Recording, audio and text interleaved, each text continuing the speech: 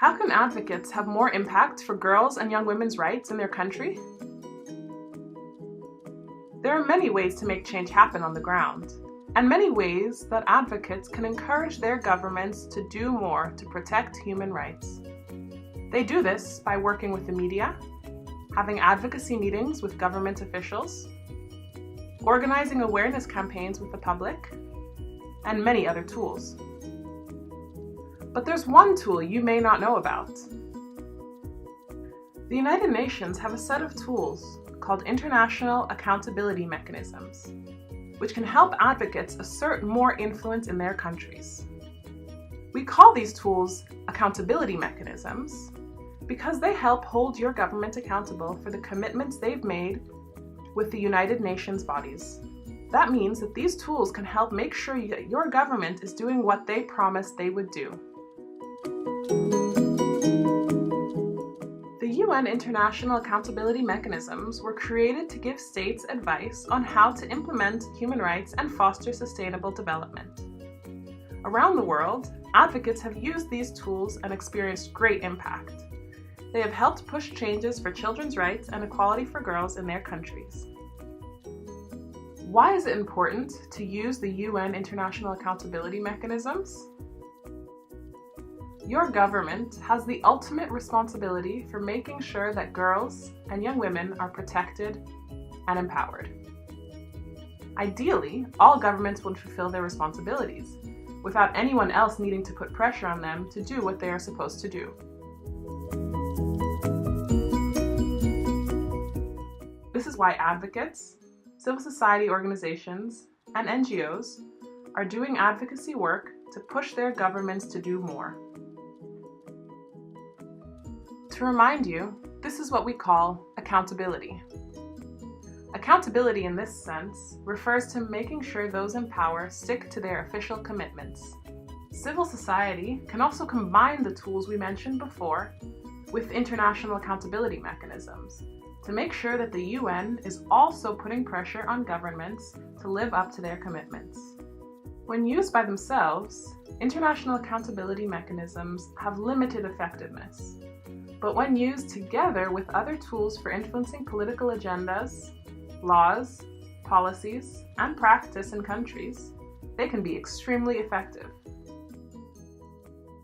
These mechanisms can help make sure that national governments are working to ensure that girls and young women are protected and empowered, whether that's through putting pressure on them to fulfill their commitments or providing technical expertise.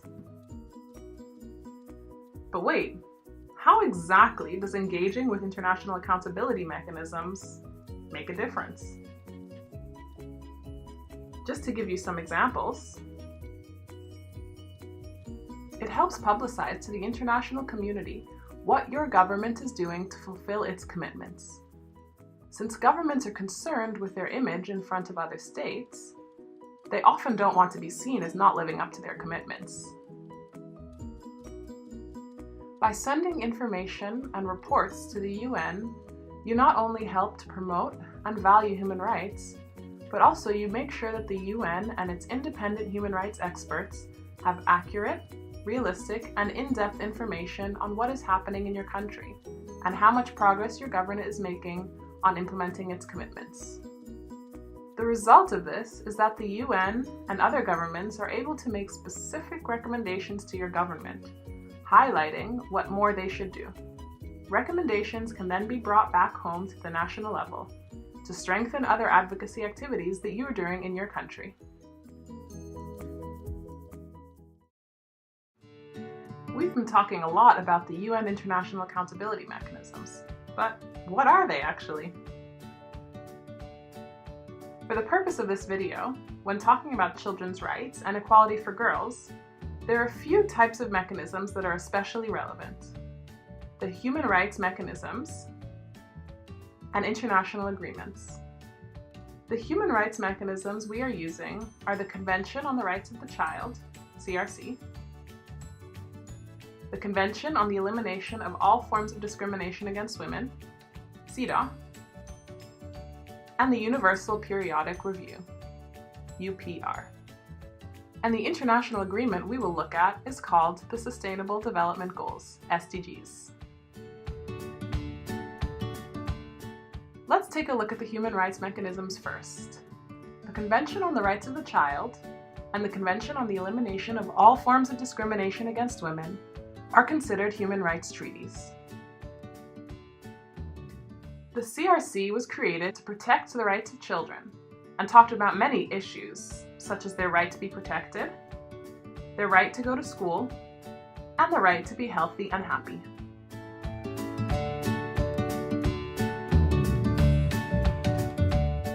The CEDAW was created to protect the rights of women and girls, requiring that all countries stop the discrimination against girls and women, treating them as equal to men and boys. By agreeing to the CRC and CEDAW conventions, governments commit to protect children's and women's rights and are obligated to uphold them.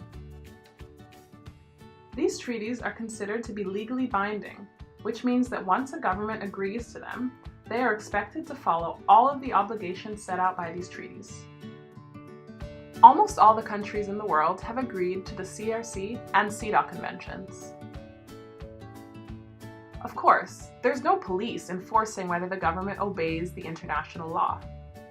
But when a government ratifies the treaty, they also agree to be regularly reviewed by a committee on how they are doing. These committees are responsible for monitoring and reviewing how well governments are implementing the treaties. There's no punishment for not complying, but it's not very good for that country's reputation in the international community if they appear not to be living up to their commitments. How do international accountability mechanisms work? Every 4 to 5 years, the countries which have ratified the CRC and CEDAW have to be reviewed before the committees, which are composed of independent experts on children's rights and women's rights. When your country is reviewed by the committees, 2 types of reports are submitted: your government's report and NGO reports. That means that advocates and civil society can write their own reports on how they see things progressing in their country and send it to the committees. These reports are very important to help the committees understand what is really happening in your country. As a result, your government will receive recommendations from the committees that point out where change has to take place and what areas they still need to work on. Finally, advocates can use those recommendations to do follow-up. You can make sure that your government doesn't forget about what it's supposed to do, but that they keep working to make girls' rights a reality. Then we have the third human rights mechanism, which is the Universal Periodic Review, UPR. The UPR is one of the most important mechanisms created by the UN because it's a system that reviews the entire human rights situation of all countries, no matter how big they are, how wealthy, or how politically important. The UPR analyzes the entire human rights record of a country, rather than obligations under a specific treaty. The ultimate goal of the UPR is to improve human rights for people around the world and make sure governments are fulfilling their commitments to protect respect, and realize the human rights of all people. How does it work? The UPR is a peer review mechanism, which is just a fancy way of saying that rather than being reviewed by a group of experts, the government is given recommendations by other governments. It's like when you have a problem and you need some advice. Of course, sometimes you need to go to a parent or mentor to get expert recommendations on how to deal with the situation. But sometimes it's easier talking to a friend, and you might be more willing to listen to the advice. That's why the UPR is such an effective tool. It's friends giving advice to friends. So during the UPR, the country that is being reviewed has an opportunity to share what progress they have made and reply to any criticisms. Other governments can give the country under review advice and recommendations on how to improve. This review happens for every single country every 4.5 years, regardless of which international treaties they have committed to. Similar to the CRC and CEDAW, in the UPR, reports are submitted before the review takes place.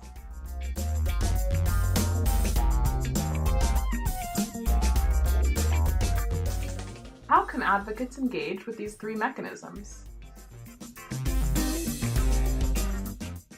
You can submit NGO reports to the CRC or CEDAW committees, as well as to the UPR, bringing your in-depth knowledge of on-the-ground realities and nuances, information that otherwise the international bodies would not have access to, and that are really important to add to the government's report of its human rights situation.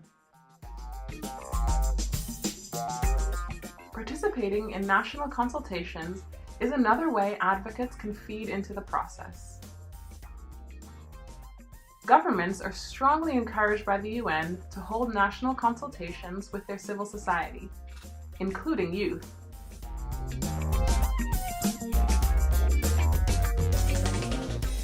You can conduct your own consultations in your countries, talking with different people, including girls, boys, and young people, to hear their views. You can support your government in the development of its own report, making sure they take all of the perspectives into account. You can travel to Geneva, Switzerland, to talk to states or UN experts, sharing your experiences and asking them to give specific recommendations or ask certain questions to your government. Finally, you can also engage by following up at home in your country. There are many ways to do this. For example, work with the media to inform the public about the review and outcome, making sure that what is published or broadcasted is also done in local languages. Encourage the Parliament and other lawmakers to enact or change laws according to recommendations received during the reviews. Develop an implementation plan for the recommendations together with your government. Do joint advocacy activities with other civil society organizations concerned by the same issues, also involving youth groups, especially girls. So we talked about the international human rights mechanisms, but there's another very important mechanism that can be used to enhance your advocacy. This is the international agreement called the Sustainable Development Goals, SDGs, also known as the 2030 Agenda. In 2015, all of the countries in the world came together to agree on how they could work to make the world a better place. The result was the SDGs, a set of 17 goals, 169 targets that they would work to achieve by 2030. Girls and young women's rights are featured in many goals and targets. Specifically, there are 4 goals that are closely linked to Plan International's priority areas of learn, lead, decide, and thrive. Those are Goal 4, ensure good quality and equal education for girls and boys. Goal 5, achieve gender equality and empower all girls and women. Goal 8, ensure good work for all and economic growth that benefits everyone equally. And Goal 16, promote societies that are peaceful, just, and have strong institutions. Each goal has a number of targets, which are more specific than the overarching goal. So for example, under Goal 5, you'll find targets related to ending violence against women and girls, eliminating harmful practices such as child marriage, and making sure women can participate in politics. But how can you actually tell if a government is making progress towards ending violence against girls and women? Well, that's where the indicators come in. Indicators are measuring tools that show how close we are getting to achieving the target. For example, the indicators for ending violence against girls and women look at the number of girls and women who have experienced any form of violence by their husband, boyfriend, partner, or any other person. By counting this number every year, we can see how much progress we're making. How does SDG accountability work? The High-Level Political Forum, HLPF, on Sustainable Development is the official space for discussing SDG progress. The HLPF meets once a year at the UN headquarters in New York. Governments can volunteer to be reviewed as frequently as they would like during the 15-year period of the SDGs. That is 2015 to 2030. These reviews are called Voluntary National Reviews, or VNRs. VNR is also the name of the report sent by governments on their implementation of the SDGs. These reviews allow governments to talk about the good work they're doing to implement the goals and the challenges they're facing. How can advocates engage in SDG accountability? There are many important steps and opportunities for you to advocate for progress towards the SDGs. These include implementing, monitoring, measuring, and financing the 2030 Agenda. Here are a few ways you can engage with the HLPF and VNRs at the national, regional, and international levels.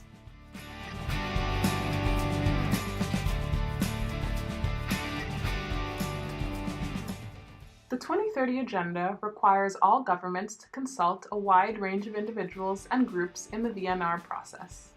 So you can participate in your country's national consultations to help your government prepare its VNR report. There are networks in your country and region working to influence the VNRs and the SDG accountability process in general. You can consider joining one of these groups or connecting with other advocates through their email list.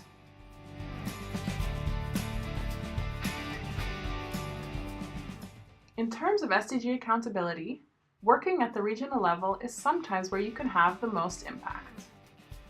This is where NGOs can voice their opinions and concerns and get to know a lot of the influential players in the SDG scene. Every year, the UN holds big meetings in each region of the world to prepare all of the countries of that region for the HLPF. You can attend these regional preparation meetings and share your experiences and what you think is most important. Unlike the international human rights mechanisms, submitting NGO reports to the HLPF is not as easy. The only way to ensure that girls' rights are a part of the official HLPF documents is through the civil society networks recognized by the UN. These are called major groups. In addition to sharing information for the major group report, another way to participate in the HLPF is by attending the meeting in person in New York, organizing events, talking with government representatives, and making recommendations. Lastly, you have the opportunity to influence the existing indicators or propose new and better ones. You can also make sure that the data being collected by your government is broken down by age and gender to make sure that the specific progress being made for girls is reflected in the data. Now that you understand the importance of engaging with the UN International Accountability Mechanisms, let's do a quick recap of what you've just learned. International accountability mechanisms are tools to monitor the international treaties and agreements, like the CRC, CEDAW, and SDGs, made by governments on human rights and sustainable development. Governments that are part of these treaties and agreements have to be reviewed every few years by the UN on how they are doing to implement the commitments they have signed up to. And here is where advocates like you and me can play a role.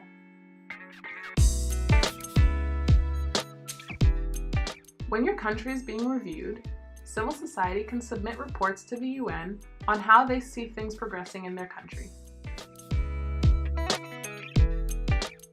As a result, your government will receive recommendations from the UN and other governments that point out where change has to take place and what areas they still need to work on.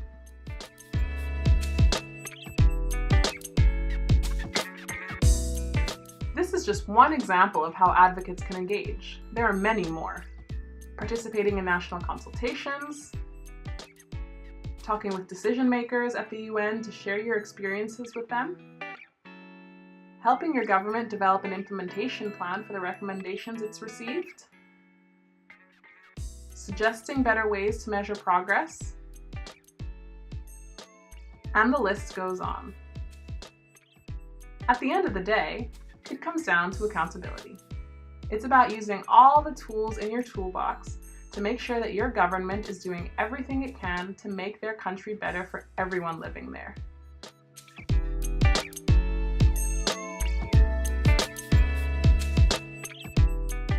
You have the power to make sure that your government doesn't forget about what it's supposed to do, but that they keep working to make girls' rights a reality. So let's get to work!